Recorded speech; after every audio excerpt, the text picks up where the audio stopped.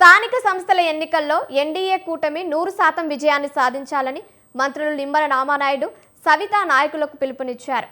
ఆలూరులో NDA కూటమి పార్టీల నాయకులతో సమావేశమయ్యారు.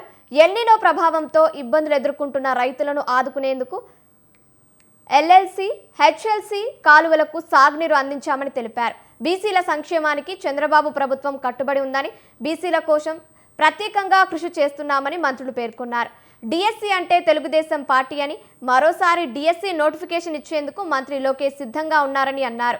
పోలవరం, రాయలసీమ అంశాలపై మాట్లాడే హక్కు ప్రతిపక్షాలకు లేదని విమర్శించారు.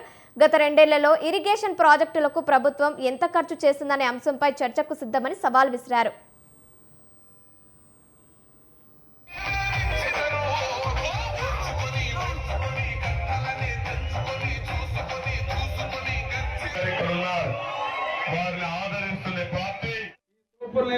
ప్రభావం పెరుగుతుందంటారు.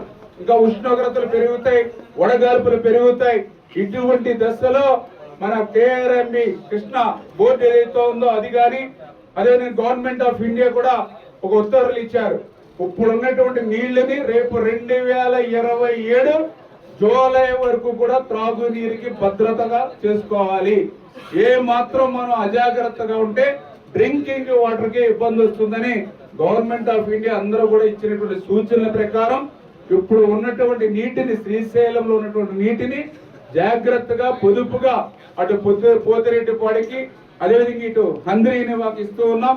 ఖచ్చితంగా గతంలో మాదిరిగానే మేము కూడా ఎప్పుడు కూడా రాయలసీమ అనేది ఈవేళ ఈ ప్రభుత్వానికి అత్యంత ప్రాధాన్యత ఉన్నటువంటి అంశం, అత్యంత ప్రాధాన్యతమైన అంశం. కాబట్టి ఈవేళ పోతిరెడ్డి